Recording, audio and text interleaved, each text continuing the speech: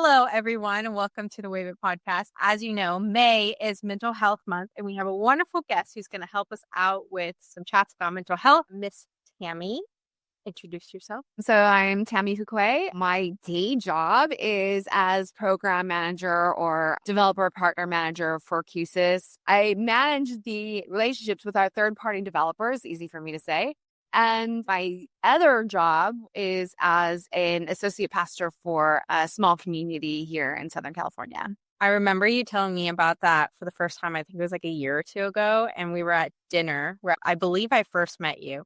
And I was so enthralled. Your whole story is so random in the best way. Is there any of that you want to share a little bit more about? I could kind of lead us into why I think I'm some kind of expert in quotes about mental health. I started down this path many years ago. AV was kind of just somewhere I landed just on accident.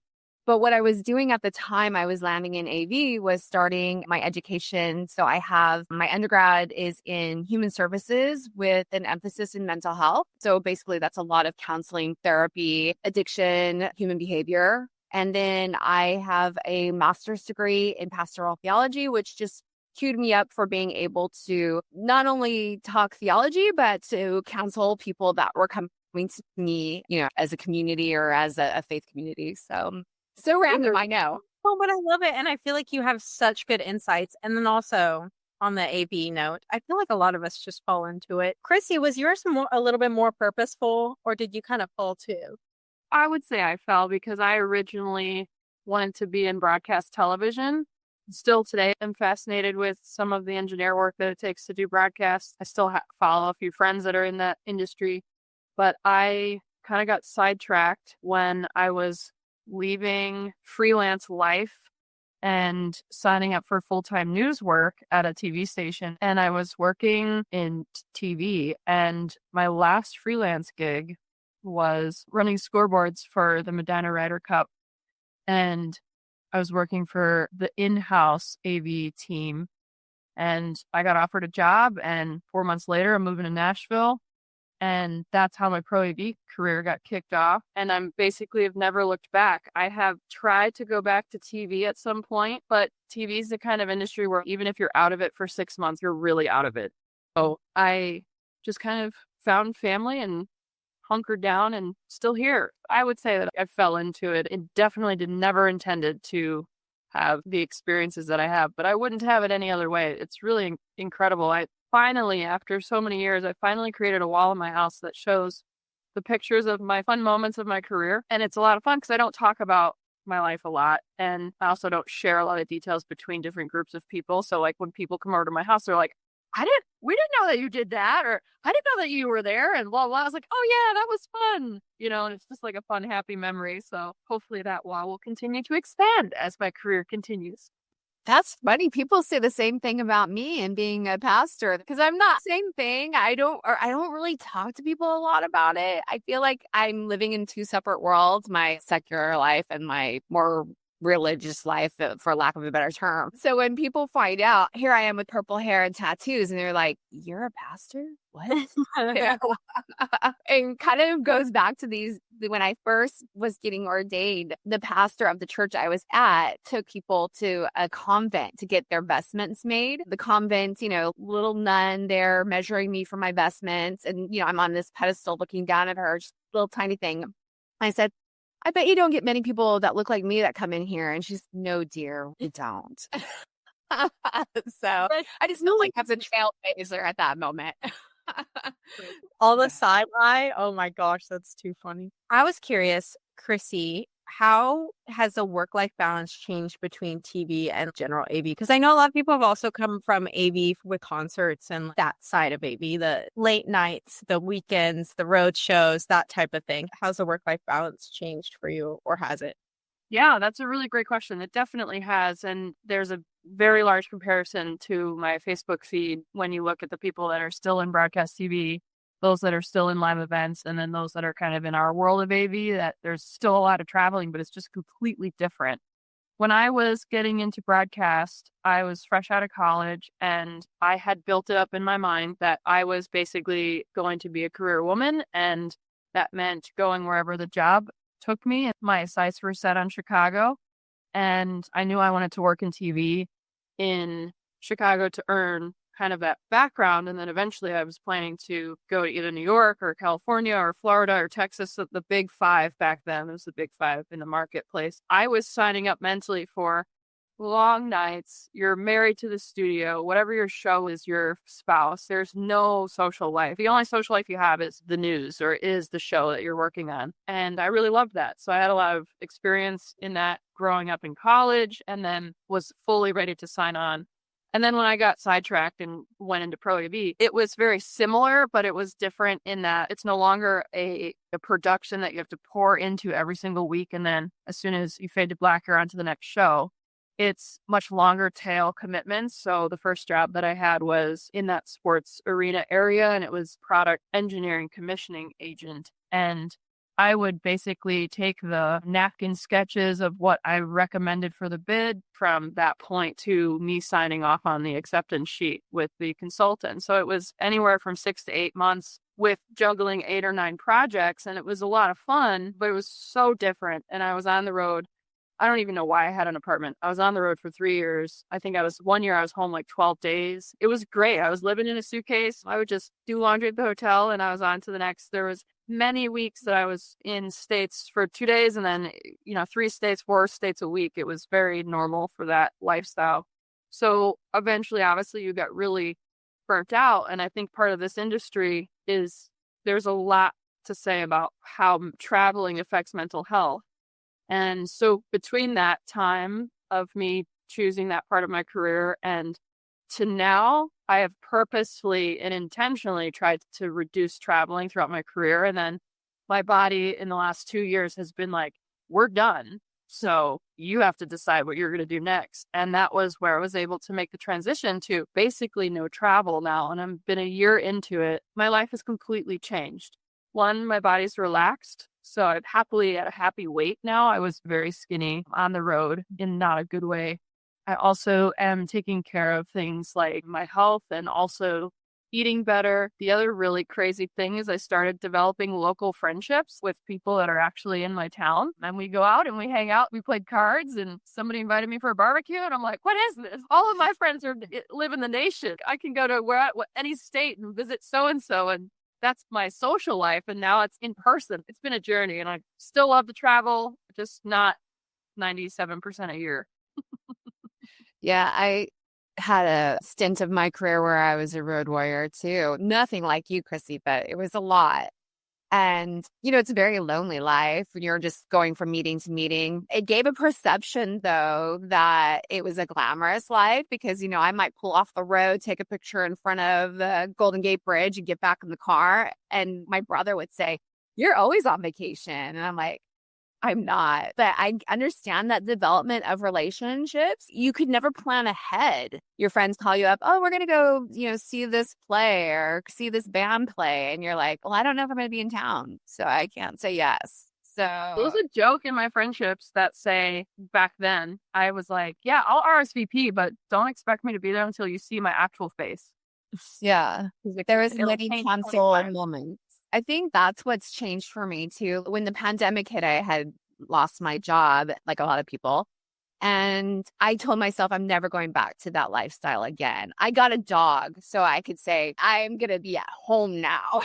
That was something I could not accomplish before because, the life is too difficult. And I think for me, I couldn't set boundaries. I couldn't say, no, I'm not going to go on the road this week because I have this to do. It was more, okay, I really want to impress this employer, so I'm gonna give it my all, and my all was well beyond what I should have been giving. So I think that there's a lot of that, and maybe early on in career or maybe early on in the job you want to try to show your best, right? And but sometimes that it's well beyond what you're expected to do, but you're giving it everything. I think that's the mental health aspect of it, is learning the boundaries of being able to say, and that's not just in work, but in a lot of things, learning boundaries and being able to say, this is what I'm going to give. And I feel like making sure to be very purposeful about fostering your life outside of work. That's kind of been my focus like the last 2 years. I got a hobby I'm trying something and I'm very bad at it, but I love it. And so I do it every week and I get to talk to people, especially being remote and not getting to talk to people very much in the day to day. It's been between night and day, the mental health aspect of it, between when I first moved out here to Louisiana versus now, because I work at USC. That's where all my coworkers are. And I've moved so much in my life. I didn't think much of it. And then I moved to Louisiana and then I realized, oh my gosh, I can't meet friends through work. So I literally was siloed for the first year. I did not know how to meet people. I was trying Bumble BFF. That worked out with one girl. And then finally I was like, I just got to put myself out there. I really wanted to play tennis. And then so I went to this random community apprentice class and it was all beginners and I've never played sports with a ball before and it shows, but for the first time ever I'm getting to meet people and to talk to people regularly throughout the week and it's not just one or two people, and that has made such a difference in one, separating my identity from just my job, and then two, having also something that gets me out into the sunshine. To be honest, that probably helps a lot too. I think you touched on a really important part there with identity and the job. I find that's probably the number one, at least in the conversations I have with people, is the number one thing that keeps people locked into situations they shouldn't be in or that they've outgrown and they didn't know it because they refused to let go of that part of their ego. What do you guys think? How do people develop their identities in the industry, and why do they stay so committed to keeping that train going when they clearly need to change lanes? I feel like I'm always trying to do some reinventing of myself each time I move to a different place. And maybe that's one key too. Some people stay long periods, some go to different places. When I started my career, I was a sales admin and I worked in territory sales management. And now I'm working as a program manager. These are very different roles. And maybe that was part of the trying to reinvent myself into something that I felt was more indicative of my personality, because sales is not my best thing. I'm a relationship builder, which I guess is part of sales, right? If someone said, oh, I don't want to buy that, I'd be like, okay, well, thanks for coming by, which is not good for a salesperson. Salespeople are very driven, and I'm not saying I'm not driven. It's just I'm in a different way. So maybe that's part of the reinventing yourself, is part of not getting hung up on one thing. I think part of it is the pride aspect that you touched on, but I also think another part of it is maybe they're scared or they've become complacent. And some people do really like that steadiness of being in that same position and just growing. That's their happy place. And then other people, it's usually, I've found that you can kind of identify, I need to move on, when you start feeling a little bit unsteady and you just kind of have that sense that I can do more. This has become very mundane and I want to try something different, and being brave enough to put yourself out there and potentially fail, but then that's what gets you to try new experiences. And I went on this big rabbit trail the other day about trying to avoid Alzheimer's. I don't know why, but I did. But one of it is like, one of the ways to keep your mind sharp is to be constantly putting yourself into new experiences, new challenges. Tennis is great for this, by the way. But also, I don't really love speaking in person at events for me personally. But I purposefully put myself in these experiences because it's uncomfortable, but also I'm meeting new people. I'm forcing myself to just try something new. And also at the end of the day, the worst thing that can happen is typically doesn't happen. And it's not as bad as you think it'll be. So I think it really is a different combination and mixture for every person. And I think it's important to be able to take the time, maybe yearly or quarterly or at some point, to be like, okay, where am I? How do I feel? Do I need to reinvent myself, which I love doing? And do I need to pivot something to live my life to the fullest? Because I personally would hate to be 10 years from now and be like, I didn't actually make any decisions. I just kind of stayed and lived my life. And that could be good for some people, but I could be experiencing so much more. I don't want to fall into that. But it's hard because you have to be very self-aware and you have to be very real with yourself about where you are. And sometimes that's facing hard truths like hey, you need to get out of the house and meet people. You're getting weird. And maybe that's therapy that helps you find that, or maybe that, meeting other people. Chrissy, even since I've known you, my perspective on things has changed a lot. Every little bit of difference, even if you decide on your way home, like, today I'm actually going to go get coffee on my way home, or today I'm going to go, just by changing your routine just a little bit, you're sparking those neurons in your head, and it really helps. I think you made a good point, though, on a lot of times it's the complacency, or I'm really comfortable in this spot, and it's the fear of going outside of the box. And I think having the right mentors to help guide me into those next things were key, because otherwise I'd still be, 10 jobs ago. I don't know. I wouldn't have wanted to have the fear of failure. Oh, yeah, I did have the fear of failure. I didn't want to fail. So it was, oh, I'm not going to try that. And then it was like, come on, get out there and do it. And I was like, okay, got my self-confidence back. Let me go try it. It's great that WAVIT has the mentor program, because without the right mentors through my career, I probably wouldn't be where I am right now. I think another part too, just thinking about our demographics and how our conversation might land on someone who feels like they need to make a move, but maybe they have a whole family, like they have kids that are connected into the school, and they just, they have a lifestyle that they've built around their income, about their career status. So making a change outside of a job, or even just changing roles, could affect that. And I think if I was to say something to those people, is that it's really important to figure out what your needs are, and that's okay to do. Just that step alone will help give you a new perspective into how to approach the day. I think, to Lex's point, with the fear that people have to step out of that box, keeps them from even entertaining the idea. And then therefore they're cutting themselves off and not able to even know who they are. And eventually they get lost in the actual industry themselves. So I think if people had the opportunity to sit down with themselves and bravely step through, well, where do I want to see myself in 10 years? Where do I want to see my family in 10 years? And how does my role in this family affect that view? And then communicate about it. Like, I love that point that you made about just getting out there and doing it. There's a lot of fear that keeps people from that.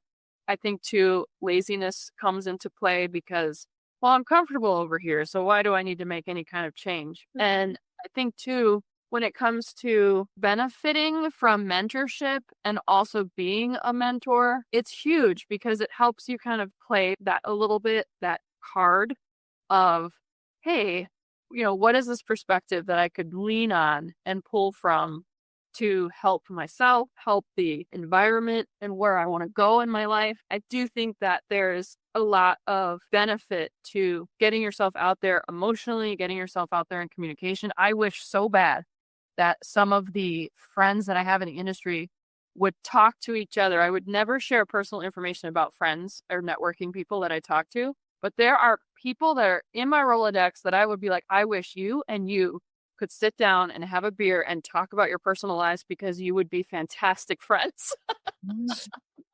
Maybe have a matchmaking service. Yeah, no, I don't want to do that. No. There's enough of that on its own. Very true. I want to encourage people, maybe if that seems overwhelming to you, start small with little goals, and the goals that you make for yourself should be non-negotiable. That should be something, that you follow through on. So then it could be something small, and you follow through on that promise to yourself. You reach that goal, and you kind of work your way up to bigger and bigger goals. And that's also another way to become more brave and be more risk adverse and be more willing to face possible rejection and put yourself out there. So you can always start small. You don't have to do big, huge things. It also does help, the whole mentor thing. Tammy hit the nail right on the head, because people who have had those experiences already and who have been through those experiences can kind of give you some of the courage that they've already gained. I talked to Chrissy one time about, this is the situation I'm in, blah, blah, blah, blah, blah. And she's, girl, you need to get yourself out of there. That's like some big girl courage that I'm not there in my career yet, And so it's nice sometimes just to hear from that mentor and how much of a difference that can make. I'm also really glad we have that program. I think it's always great, because they, you might have had the idea like, oh, yes, I'm going to do this, and then got scared. And then that person will help validate, okay, you know what, you should be moving forward, or you should be doing this. I find that, having and it's not even a cheerleader. It's just someone helping boost, push you along. Okay, you want to get out of your comfort zone? Here's the way you're going to do that. I had a manager once that was fantastic about that. I didn't want to do certain parts of the job, but knew I wanted to advance my career. And by telling her I wanted to advance my career, she would constantly push me out of my comfort zone. And it's, oh my gosh, I don't want to do this. And then I would do it and go, oh, that wasn't so bad. I was like, oh, okay. There was a quote I saw recently on social media that was like, if you're terrified, you're doing it right. That's a perfect analogy. I know too, like when you said start small, I wanted to be able to do more public speaking, and I was incredibly terrified to do public speaking. And I thought, well, I'm going to start with little things. When I go to the supermarket, I'm just going to ask the clerk how their day was. Okay, we'll start there. Just to get little conversations going. And then it's, okay, well, I got this down. What's the next thing I could do? Okay, well, let me do a presentation in front of 5 people. Okay, well, 5 people turned to 10, and it grew from there. But I had to start small and little bite-sized pieces before I could do it. I'm still not super comfortable talking in a huge group. It helped me, like, say, for, the council to be able to talk more. I'm going to need to get in front of some people and do some talking. So it was just things like that. Just start small. I think, too, the mentorship program, speaking of starting small, for those that might be just terrified about the idea of either being talked to or talking to someone else, is start small by stopping your train of overthinking and go think about someone else's train of thought. So this comes from when I was in, I think, high school, and several teachers would ask, yeah, who's somebody that you either want to be or want to meet or look up to? And I had zero answer for that. And for years, I had zero answer for that. And finally, as I became an adult and started working in the world, I realized women who have trailblazed in technology, women who have trailblazed in the political sphere, women who have trailblazed pretty much in all of these different spheres of America. And then that kind of got me interested in just reading about them. I have a cup of that from a museum that's Women of Science, and there's just portraits of women of science. And when I feel really down or just interested in someone else's perspective, I Google their name and I just research them for a couple hours, and that's it. That's all I do for the month. But it's something that helps me realize that my mind is brilliant. It's beautiful. However, it's only one mind, and there's always a way to work a situation out. So I'm going to go learn from some of the people who did do it. And that started building the courage to sign up to be on the mentorship program, which is wonderful. And I am not even going to go down the road of, oh, I have nothing to say, or I have imposter syndrome. No, I do have a lot to say. And I've been in this industry long enough to finally feel like I can say something about it. I would love to sit and chat and have this podcast as a great way to just talk about things, how people feel. We had a great podcast episode recently with Britt Yenzer, and the whole title of it is just life in the AV industry. Like, just sit here and chat, and we have a voice, we have a mind. So those little micro instances of giving ourselves courage, I think, would be really helpful. If you're too scared to go out and ask someone, then just do the research yourself and start building that confidence. You might never get to the mentorship program, which is fine, but the point of this month perspective of mental health is to try and to do and to get the thing started. Yeah, I think with mental health, there's, a large stigma on mental health. And I think if we don't talk about mental health, that stigma will just continue. I know when I started my classes, not to call out my dad, I said, oh, I'm going to be doing classes in therapy and counseling. And him and his wife go, well, why do you want to work with all those crazy people? And I was like, they have crazy. That's why they're coming to talk. I was so blindsided. But then, I also feel like that was pretty generational. I think there's a different thought process now on therapy, but I think there's still a long ways to go with being able to not feel like a stigma when you think you need the help to talk through a certain situation in your life, or just being able to get through things. Sometimes you just need an impartial person to talk to. Sometimes your friends will just tell you what you want to hear, or maybe people in your life that are coming into your life are not impartial. And that's what sometimes I think it's good to be able to have either a therapist to talk to or someone that just has a background on how to walk you through things that are happening in your life. But I still think that we have a long ways to go to destigmatize mental health here, especially in the United States. Tammy, you made me think of something. I was at a road show. I'm going to try to keep it as vague as possible. I was at a thing a while ago, a couple of years ago, and I remember I was in the car and a peer of mine, it was going through a really hard breakup of sorts. And it was one of those things that I had never really heard anything personal about him. We kind of just knew each other and like lightly acquaintances. But suddenly, with a couple drinks and a loosened tongue, it was like I was getting like the worst parts of his current life. And then part of me was just so caught off guard because it's like, this is a business situation. This is somebody who's definitely out of my like age range. I don't know them very well. This is very personal information that I'm not even sure that they would want to acknowledge that I knew the next day. How do you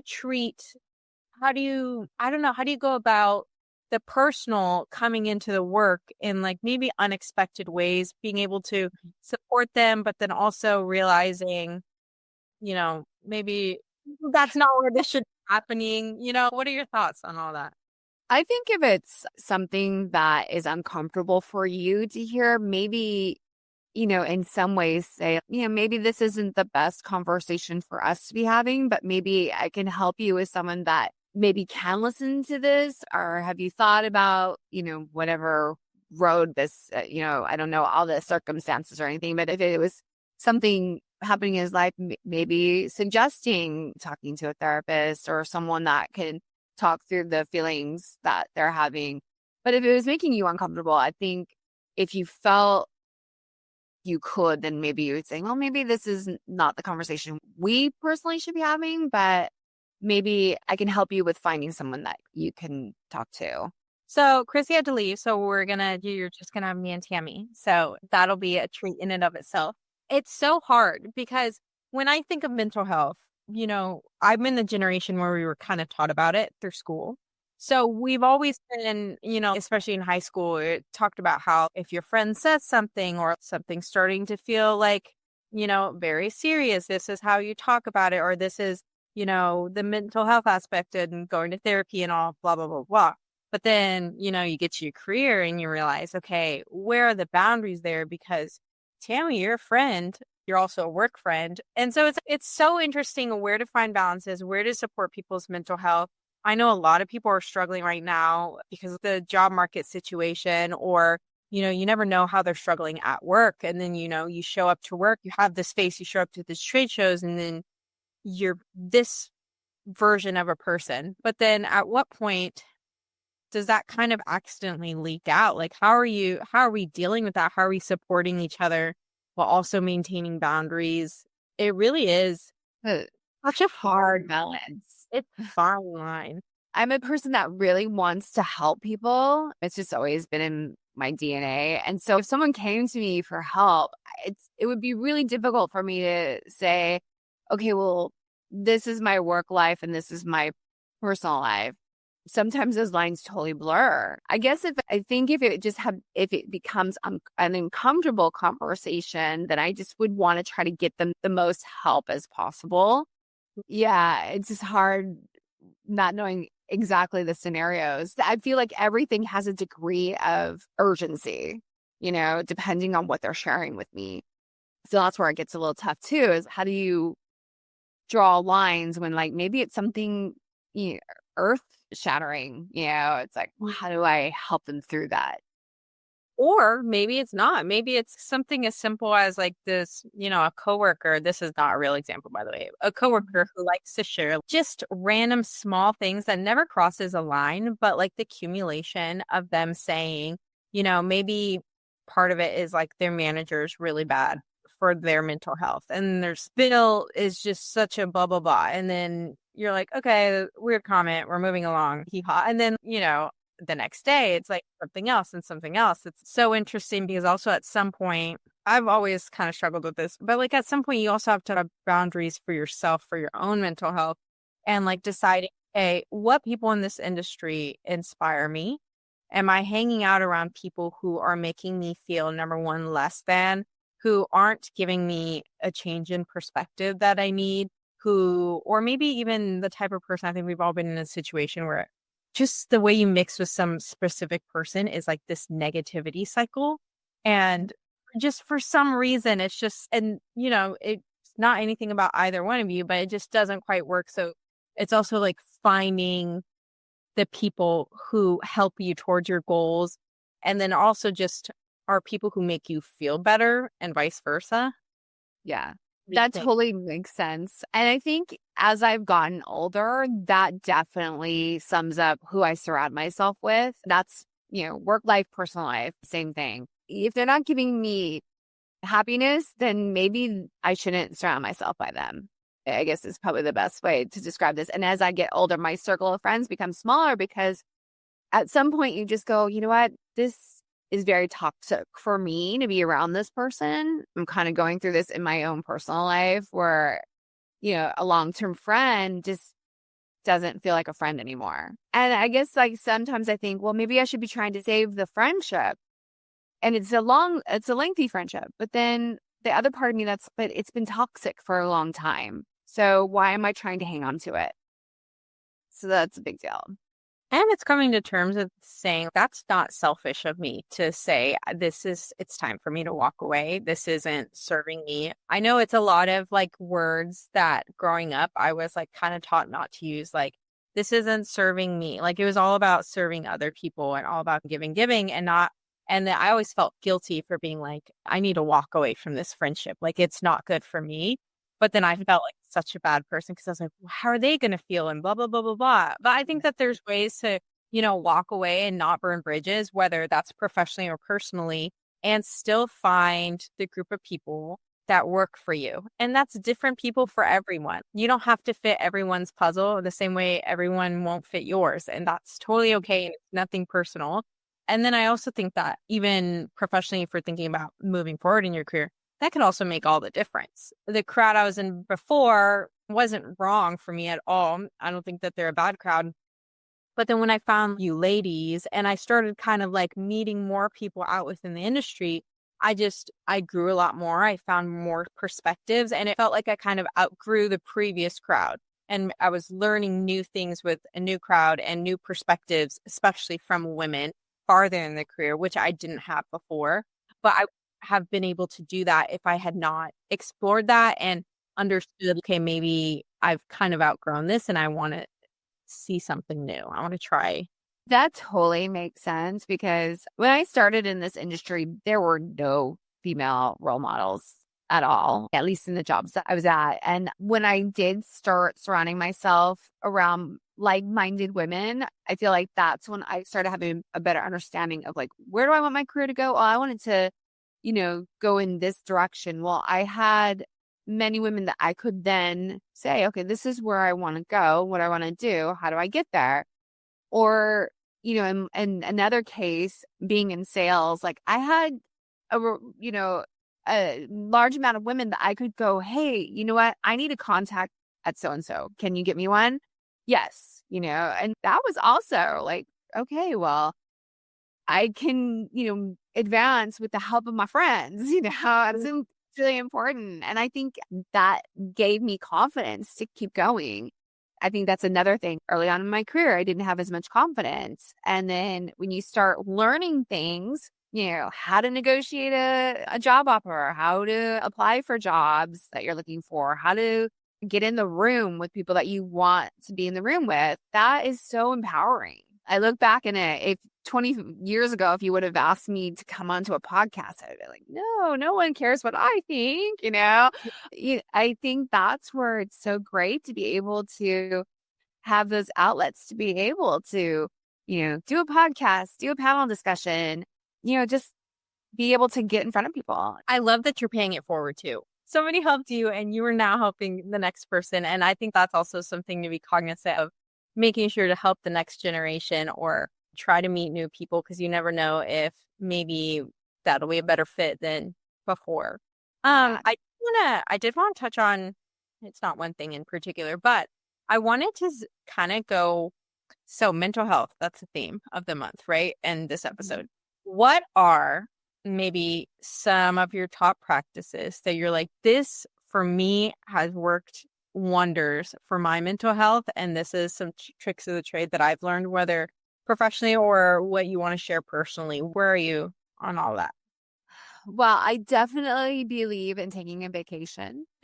I know that sounds crazy, but through my career, I've heard so many people that, oh, I can't accrue any more vacation because I, haven't taken any. And I'm like, you are a fool. No, I just feel like you need to recharge those batteries. You need some time away from work, or maybe it's away from everything. I do take that time, and I encourage everyone, take some time. You don't want to look back on your life 10 years from now and say, all I did was work. Learning this now more than ever in my life, don't take advantage of time. It is very fleeting.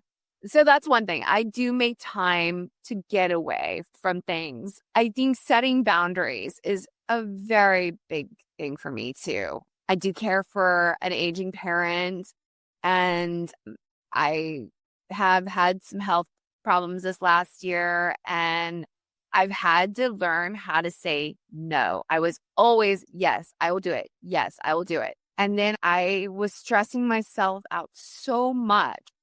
I finally said, I've got to say no sometimes, because overloading yourself is not going to accomplish anything. Instead of doing some things well, you will do everything piece by piece. Right. You show up so much better when you're able to say no and actually give your full self to the things you've said yes to. It's so funny, this question, because I'm trying to learn new practices. So I'm seeing a therapist just, for my own mental health, because of for those of you that don't know, I was diagnosed with stage 4 breast cancer last year.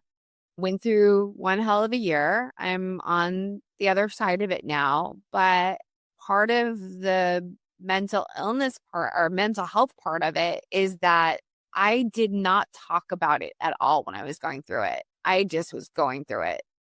So I feel value in going and talking about it now that it's over. So that's another tip for me, is that if you're feeling overwhelmed with something, whether it's a therapist, a friend, a family member, whatever it is, if you got to talk about it, but find the right people to talk about it with. That's the key. I'm actually curious what you'll think about this, but this made me think. I do know of people, maybe occasionally me, even though I do have a therapist, that you can use ChatGPT as a therapist. If you need to talk to someone and get perspective, it's so good sometimes for a quick little. I'm just saying that there are resources. No. If you have somebody, you can't think of anybody that you can talk to, there are resources. I actually do use ChatGPT. I named my ChatGPT Jake. And I do once in a while go, okay, so this is what's happening, which I do. Now, of course, I take it with a grain of salt. I don't Jake isn't a real person. And I know it's not a real person. But it does provide perspective if I need to get through something quickly and think it out without involving someone that's not there. My poor little dog is probably my other therapy person. Okay, Gracie, what am I going to do with this? My neighbors think I have a roommate because I talk to her more than I talk to anybody.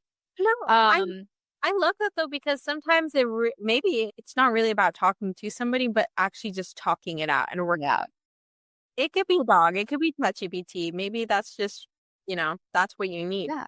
Whatever it is that makes you feel comfortable. I think getting it out is, the most therapeutic part. So here's a little story, is I'm trying to journal.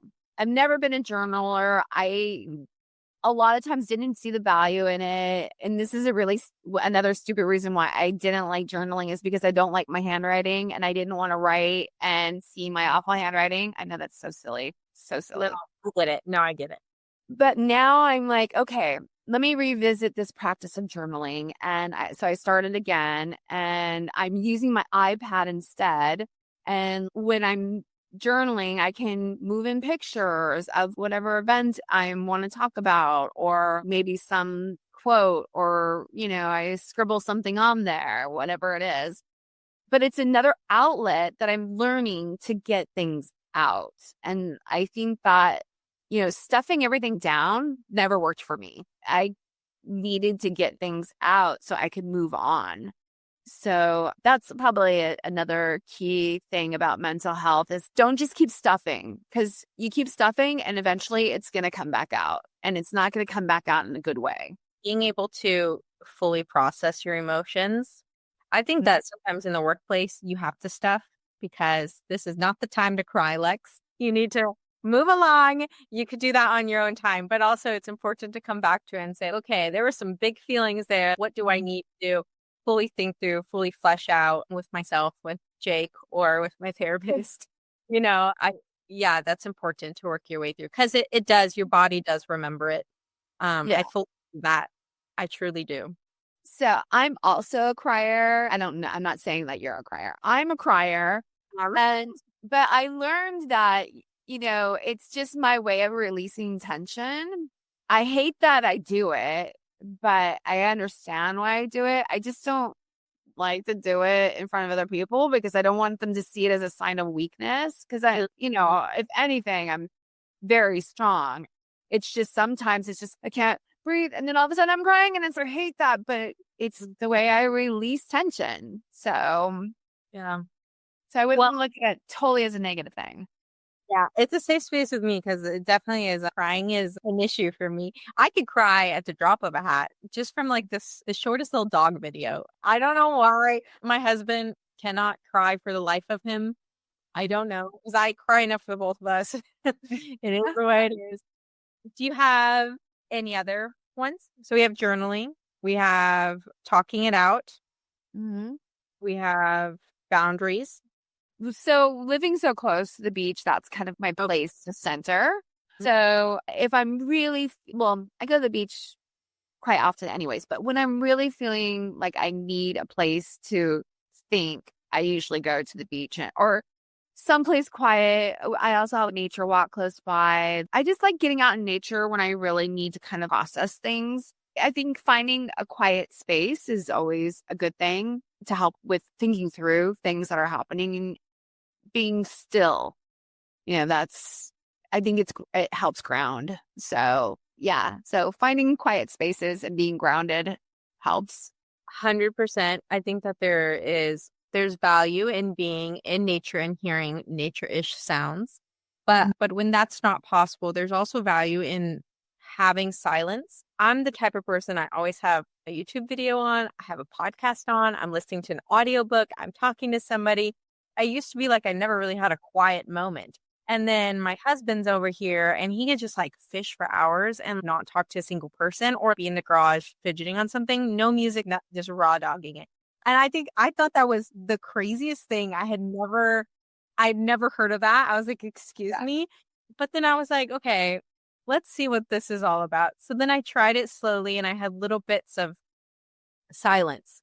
And nothing else was distracting me. And even while I'm, driving which is kind of psychotic, but driving with silence or cleaning with silence or walking with silence and being able just to hear your thoughts and to work through your thoughts, you don't realize how much everything can distract you and takes up room in your head until you take it away. So yeah, definitely. Yeah. I'm also the type of person that thrives on everyone else's energy.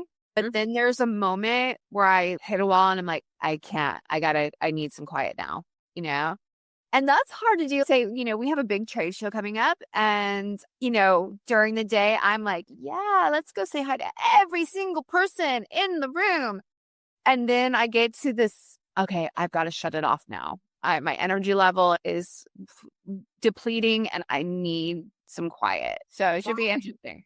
Yeah, that's an art in itself. I've learned being able to maintain energy throughout a trade show and maintain your sanity and be able to go back the next day slightly recharged or recharged enough to be extroverted again. And it's always so much fun though, but it does take a lot from me personally. Yeah. You're on so much that I'm not on this much ever, except that when I'm here. So to be on and giving all that energy is, it could get exhausting. Yeah. And by knowing your kind of practices, like some of what Tammy talked about, or whatever your own practices are at home, by knowing some of your mental health practices, being able to have those in mind, maybe at some place like a trade show, and being able to maybe carry out one or two of them when you're alone or when you get the chance to is a great way to reset yourself and to help reground yourself to bring the best version of yourself back to the trade show every day. But we'll see. We're going to see everyone next month, whoever's going to InfoComm. So we'll see what version of Tammy or me you get, depending on what it is. It's on what time of the day it is. Yeah. All right. Any final thoughts? Anything you want to say to the crowd? Out there, if you're needing a safe space, I can help be that safe place if you need it. Otherwise, I can't wait to see everyone next month. And I thank you for allowing me to come on and talk a little bit about mental health. Of course. I love having you, Tammy. It's always great talking to you. Make sure you guys connect with her on LinkedIn if you would like. I'm not forcing you, but I think she's pretty cool. What is your LinkedIn? Tammy Fuqua. Fuqua. Okay. The F is... Or I think I might be one of the only Tammy Fuquas on LinkedIn. So it probably will not be hard for you to find me. Do you have purple hair in your LinkedIn picture? I do. Actually, I do. I think I have a little purple string. Nice. And then I kind of like hip pose with a black jacket. Oh, power pose. And your hair is kind of the WAVIT colors. And then we have green on for mental health in case you're not seeing. So thank you again for coming on. Thank you everyone for listening. As a reminder, everything you need is in the show notes, including links where you can submit people or questions or topics or whatever you want. But thank you for listening. Talk to you next time. Bye, everybody.